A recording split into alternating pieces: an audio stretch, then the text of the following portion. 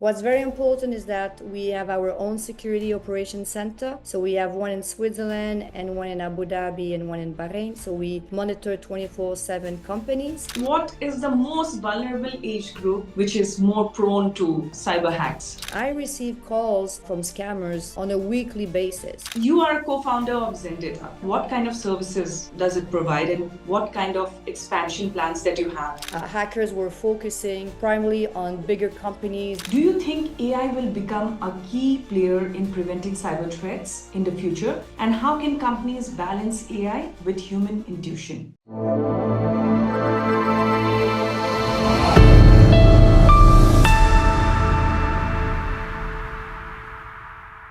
Hi everyone, I'm Mohsinaa Ahmad. Welcome to Boss Talks,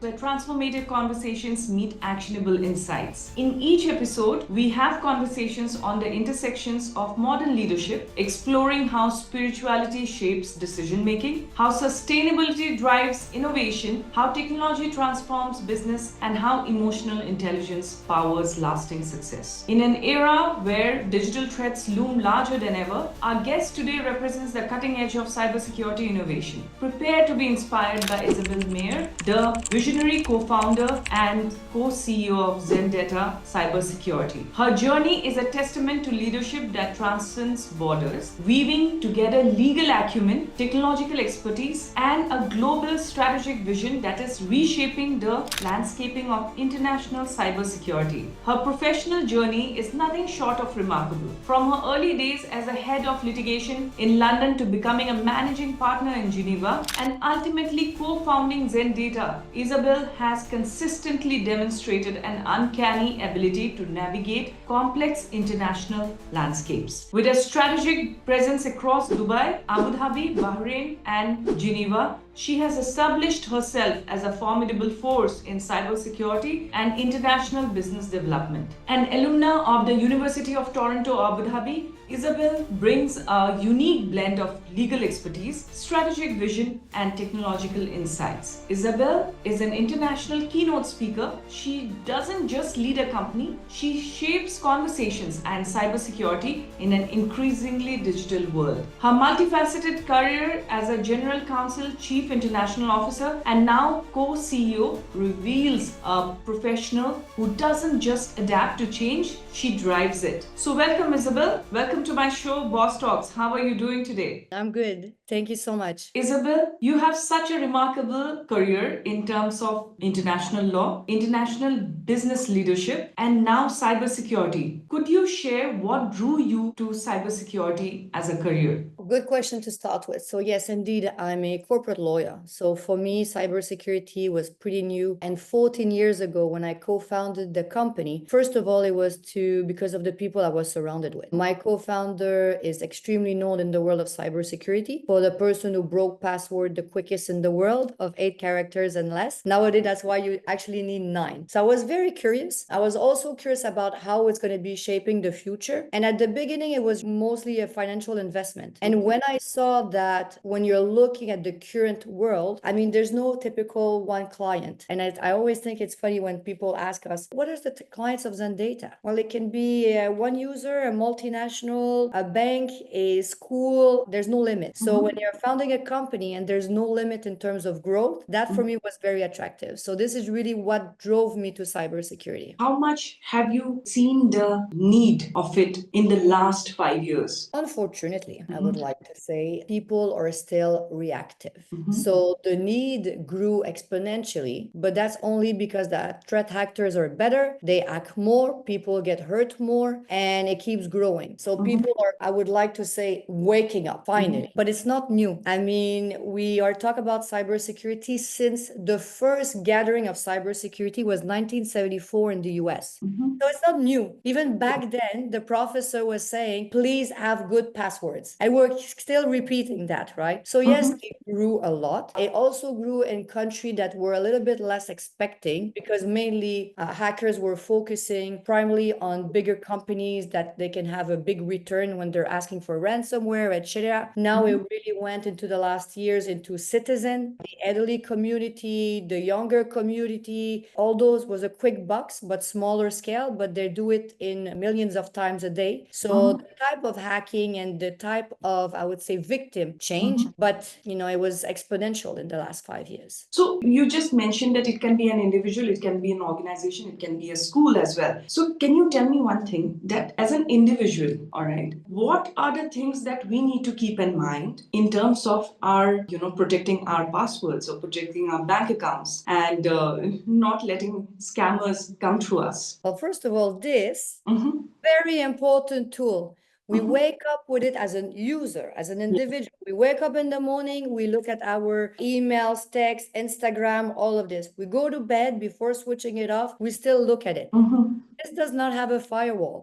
This not has the typical protection that the laptop has, even if it's an iPhone, if it's all of that. So we have to be careful when, and I'll give you little tricks. Going into a restaurant, scanning the QR code, not a good idea. I'm still the person that asks for the paper menu, because why? It's a very beautiful door to entry for all of the hackers. Same thing with the application. Not all apps are good. Some of them can be malicious. Same thing with the link. Now it's more and more, you have it on your phone. It's not only people calling and saying, oh, there's a catastrophe, Interpol is after you, you need to log into your bank account. But be careful, because your phone doesn't have the same protection. So I would say this is number one. Number two, I know it's not fun, but it's the password. And a password doesn't have to be super complicated. It has to have a specific amount of letter of, let's say you go with small capital, the regular thing, around 11 or 12 characters is good, but you have one for each of the places you're logging in. So Carrefour cannot have the same one, then your Noon account cannot have the same one. It's easier, but one password at every time, and you cannot reuse it. And you don't have to change it every 3 months. That's also like a fake concept. If you have a one good solid one, you can keep it. So what about, we giving our numbers to, say, retailers? Nowadays, all retailers, they would just ask your number and your contact details and so should we or should we not? Good question. I know all of this is data, and I see it even in malls. I've seen in malls like a little machine in the UAE that says, if you want to see if your password is leaked, please enter your password and we will tell you. I was like, oh, I cannot believe people are doing things like that. I have to admit, yes, when I go shopping, I will be the one that says, okay, no paper. Yes, send me the invoice by phone. In reality, this data is out there, but the more we can keep it to ourselves, we say, no, just print like the old days, right? All right. So what is the most vulnerable age group which is more prone to cyber hacks? That's a good one. I have 3 daughters. They're very young. Unfortunately, I think that there's not enough communications in schools, which is something we're going to be launching. We're doing it a lot in Switzerland for the last 14 years, but we're going to be launching it in the UAE.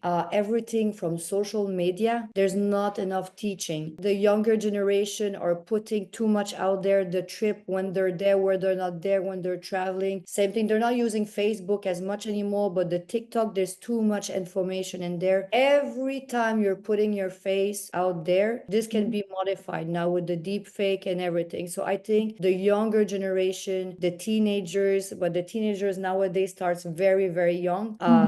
10 years old, They are 9 not years 13 old. anymore, they're 10. Absolutely. Exactly. So this for me, I think about it when I go to bed and I'm very scared. So this is the generation that really, really needs to understand. Also, let's not forget, most of them are using our phone, our iPad, our computer. So beautiful entry door to actually the entire environment of the family. And the family a lot of times are using their computers to access the work environment. So you can see here all the flow. And then the elderly generation. I mean, I receive calls from scammers on a weekly basis, from the Geneva police, from any, and even for a person like me that is dealing with this every day, it's stressful because they're very aggressive in their way. So when you have an elderly person that is still not maybe used to the smartphone. And in this country, they're all used to it because the UAE pass, all of this. I mean, it's always something now that everybody understand a little bit more, but they need to be educated as well. The one that have a lot of money saved,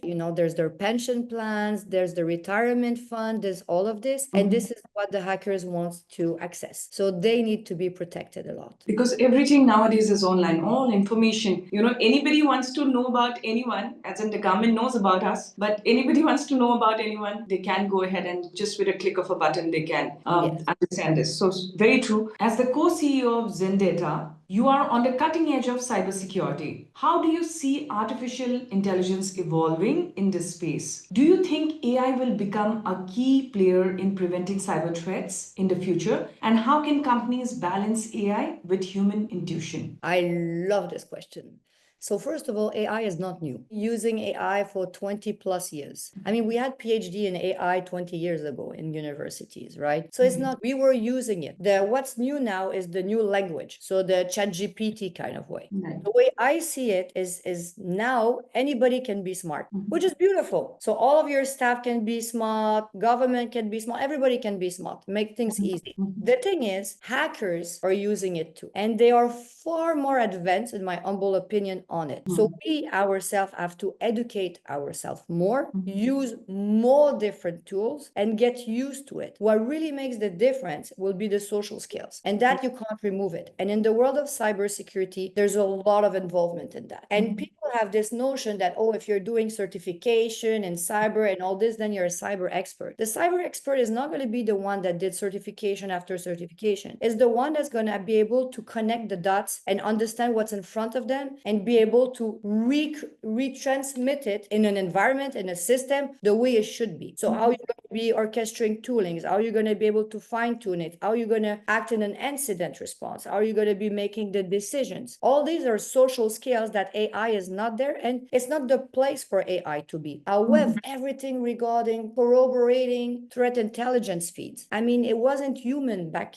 then, and I'm talking about 2 years ago, it wasn't human to be asked a person to do all of this triage. Now we don't have to. We have this access. You're talking about a security operations center. The amount of alerts, we're talking in millions of alerts a day.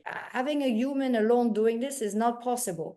So it was really, really helpful. And I think we need to take a step back and admire where we are in the AI growth and understand how to use it to our advantage.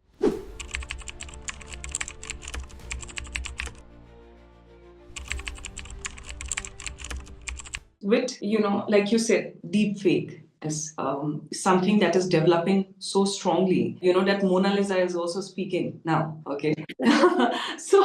so can you tell us that how should we differentiate, as in what is going to be the differentiation factor in this, or the filtering factor? Like you said, young kids, who are growing up, is it better for them to know it and introduce the idea to them at a very young age, because they will be living in this world full of deep fakes and AIs, or they should be let the innocents be innocent? So how do you think it should go on? Wow. Okay, that is a big question. So, as a mother of three, like I said, my husband and I had different opinions. I was the one at the beginning saying, "Oh, no screens, no screens," and this is really personal. For example, if we go to restaurants, we will bring the paper, the crayon, the games, the little board games, the cards. So we will use this as quality time instead of going like, okay, screens. But this is really my humble opinion. However, my husband also convinced me on his side. They will face it. And I prefer that actually where my kids go to school, I believe is year 3, they need to bring an iPad at school. They have an iPad when they study. Like their math is on this. Everybody who has a kid in the UAE knows Tiki Rockstar and the competition online and all of that. I prefer that they go knowing what's happening, knowing the danger, and knowing what can happen in any kind of situation. My kids now are still very young. They know what a hacker is. They know what information not to put. They have friends that are on social media already. And I'm talking 9 years old. They come back to our house. They tell us they went there. They did that. They did that. I did not want to do that. So they're making already small decisions and they know the impact. I always believe in education and knowing is better. Then they arrive in a house of another family and they get maybe pushed to do something, or there's always these kinds of things. Limiting screen time is important. Like I would also say limiting gaming time is important. And nowadays there's also a lot of very smart games online. You can learn about cyber, you can learn about maths, you can learn now that's like there's all those educational games, but also having your kids understanding the danger of online and also the good thing. I built myself a trip last week by on ChatGPT. I'm going this country, I have 10 days, what are the most important places, what are the best hotels, boom, done. You don't need a travel expert anymore. You have everything on your screen. Yeah. So, Isabelle, you have, started your career in law and you have diversified it, and now you're in cybersecurity. Is there some kind of spiritual ritual that you follow that grounds you and that keeps you aligned with your inner self? That's again, that's a good question. And I'm part of Women in Tech in Europe. I'm part of Women in Cybersecurity Middle East, and I do a lot of talk with other CEO. And this question is asked to us a lot. For me, sport. Sport is important. I need my moment. This is where I wouldn't say it grounds me, but I need this moment to feel better and some alone time. Every day, but I think about it at least one time a week. Either it's a massage, either it's a book, either because or else I read like all of those books, on the phone quickly and it's not enough of alone time, but just of a quiet moment. In the UAE, we're lucky to be by the beach. There's moment an hour by the beach. Sometimes this is the right thing that makes you feel better right after. Even the sound of the waves is so relaxing. You just close your eyes and just be there. It's really nice. Very true. So, like you mentioned, you are an international speaker. So, Yes. what are the kind of topics that you go ahead and you speak about? And what is the kind of gap that you see when you speak about cybersecurity? So next one will be in Hong Kong. I'll be there on the 22nd to talk in front of, I think, 2,000 people. Subject goes back a lot to AI. I wouldn't say it's, and I talk a lot about women in our field, but then I was on Bloomberg Middle East a few months ago where we were talking about from the cyber room, how did we call it? It was from the war room to the boardroom. So I talk a lot about threat intelligence. I talk a lot about critical environment. I talk a lot about, okay, you are aboard. What are the first steps you should be taking? Where do we start? I do a lot of awareness training. So what's a baseline? Where's our baseline? How should we know? Gaps are, we're still missing a lot of CISO. A lot of times, so in North America, in US, this is very well advanced because of the SEC and because of the different regulation. In Europe, you have a little bit more, but you have a lot of important companies here that are still missing a CISO or a qualified CISO. And what I'm saying here is Middle East in general, but it goes further. It goes back down to Africa, and it goes a lot as well in Europe. So it's really not a judgment call, because we are also missing a lot of qualified people. So for me, this is the biggest gap, because in terms of cybersecurity, it is becoming your top 2 risk for your company. The web just talked about it in January in Davos. This is a very big risk for a company. So you need to have the person responsible and accountable inside your company to act on this. I cannot, not anyone that just will buy tools and hoping and praying for the best. That's not how it works. But it's also why you need to collaborate and to partner with a company on the long term, not a vendor. The vendor is not the person who's going to bring you to your maturity level, but a partner that will understand and grow year 1, year 5, year 10, what are the important steps to take? Because you can't do everything at the same time. It's a journey. The other gap I'd like to say, and this would be to everybody organizing conference, stop asking us the same questions. I think there's so many important subjects now, and you're mixing the public, the private environment, the legislation. We're talking about AI. Let's talk about the legislation more. Let's talk about training more. I have my CISO in the company here. Even me as a cybersecurity, I have a CISO, came up to me and he said, we need to teach all of our employees about the usage of AI. I didn't even think about it, but yes, not only the engineers, but myself, sales, my HR, my finance department, my legal department. Let's not forget that everything we're putting in it, it stays, even if you delete it or you sign off. And those they get fed by data, right? Which is normal. And more you feed it, better it gets for you.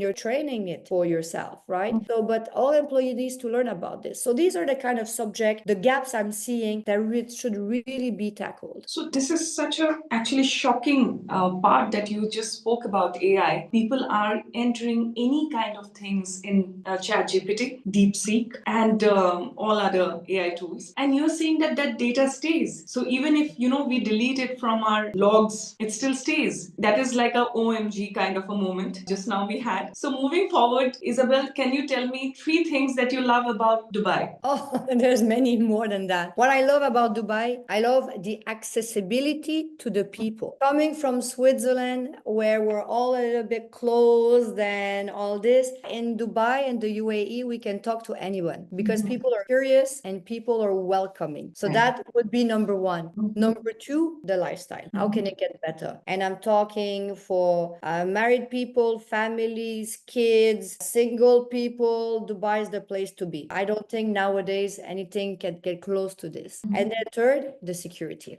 I mean, I come from the cybersecurity world, but physical security is the same and it's even more important. And the fact that my kids can do whatever they want, whenever they want, they can go in the street, they go to themselves buying an ice cream at Waitrose and these kinds of things. This, you cannot have this anywhere in the world. People take it for granted when they are born here, but it's a very, very, very amazing strength that the UAE has in general. So you are a co-founder of Zendata. Can you tell us that what kind of services does it provide and what kind of expansion plans that you have with regards to your company? Thank you so much. So Zendata started 14 years ago in Geneva. So we're a Swiss company. Our headquarter is there. But then we really grew in the Middle East because the government asked us to come. So we now have offices in Dubai, Abu Dhabi, Qatar, Bahrain, and Oman. And then that's the news. It wasn't said yet already live like this, but we are opening as well in Singapore, our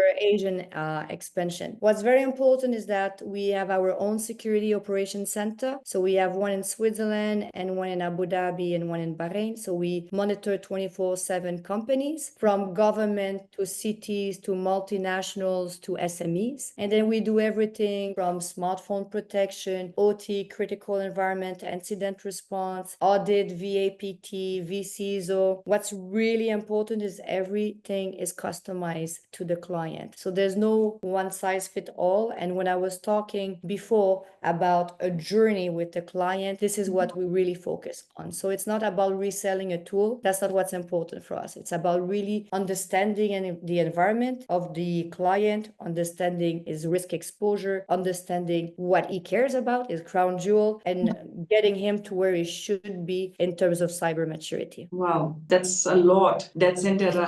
So how do you see Zendata in the next 5 years? Global. That's the only word I can say. Global. We're growing through acquisition. We are growing through expansion. We're still extremely meticulous about who we are hiring in terms of engineers. We have former NSAs on our team. We have former Interpol in our team. We have people that have 20 plus years experience in cybersecurity. And my way is if there's an extremely smart brain on the market, I want that person in-house with us. We don't. So if you're looking at this podcast, you need to join Zendata. Yes. Okay, and you need to give your intelligent mind to Zendata. So that's really amazing. Thank you so much, Isabelle. That's an amazing talk. And I really hope that the questions are a little different from what you have been expecting. They are. I like that. I like this a lot. So, the good part is that we have had amazing understanding of cybersecurity per se. And as an individual, I would say that as personally, for me as well, I've had amazing knowledge of, what you have just spoken on this podcast. I would like to say it again, the friendliness, how comfortable you are making me during the talk. And I think it's a very good way as well to reach out to other entrepreneurs to understand their journey. And at the end of the day, even though our personalities are all different, we have a lot of the same challenges. And it's important that we share. If we need to share threat intelligence, we also need to share these kinds of experience. Okay, so thank you, Isabelle, so much. Thank you.